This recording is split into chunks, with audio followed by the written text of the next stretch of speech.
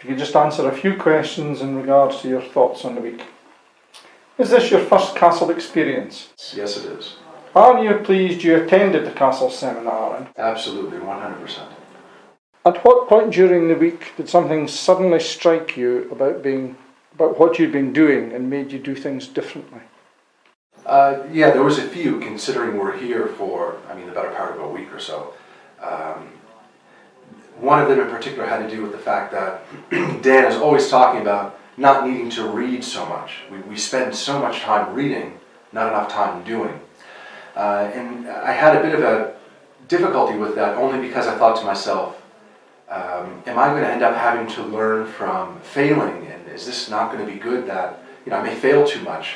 And I don't have an issue with that, but I thought maybe it may slow things down. But the reality is, the dream team aspect and the mentor aspect, those are your source of knowledge. And therefore, there isn't a need to have to, spend all day reading things because you can rely on them. I would say another one had to do with the fact that acting boldly was never an issue for me, but there was times when, you weren't quite sure what to do.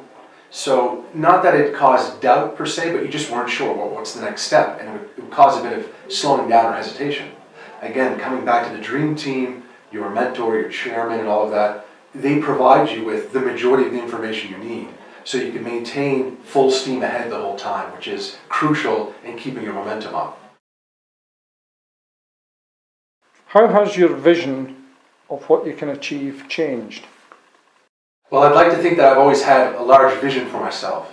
The problem is there's been a disconnect in how do I attain these goals.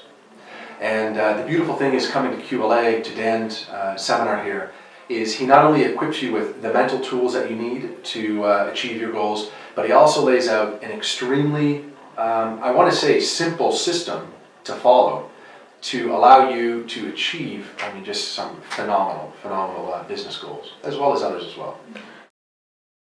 Dan talks a lot about taking action now. Do you have plans of what you would like to achieve within the next 21 hours, 21 days?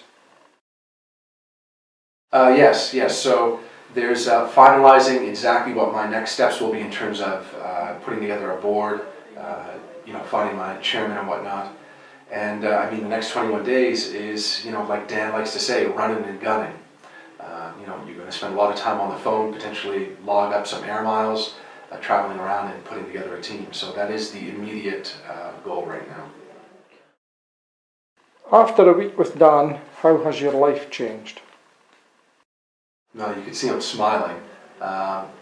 It's interesting because he's no different than when you watch him on YouTube, when you listen to his programs. Dan's Dan, and that's the beautiful thing about him. It's integrity 100% of the way. There's no off time with him, at least it doesn't seem to be, all the time we spend with him. That being said, there's something to be said for just being face-to-face with somebody. And nowadays, where our world is mainly at the computer, digital, we don't have a lot of interaction with other people in the flesh. And I think there's something to be gained from coming here and really getting to experience it. Are you pleased with what the final outcome of the seminar has been? It's interesting. I've watched some of these videos before where others have given testimonials. And you get two answers. Either yes, I'm very happy, but then you get another answer where people would say, well, we're just starting. And now, I kind of had an idea of why they said that, and now I really understand, because essentially what Dan has done here is allowed you to step up to the starting line with the tools you need for the psychological aspect of success, high performance, and also a game plan to follow. So in a sense, yes, I'm happy with the seminar because it prepared me for this, adventure, for this race, whatever you want to call it. But at the same time, the real fun is yet to come. What would you recommend to those watching this on YouTube? I'd recommend two things. One is get off your ass and make it happen if this is something that's really resonating with you. And number two, ask yourself, get a couple questions, I would say, because I found, myself asking, myself these questions and thinking about them. If this is something you think you want to do, that's probably a signal, a little voice in your head that you should be listening to. You should act upon it. One of the biggest things Dan talks about is no regrets. And I really do think, Dan likes to say, don't give me the Mother Teresa thing.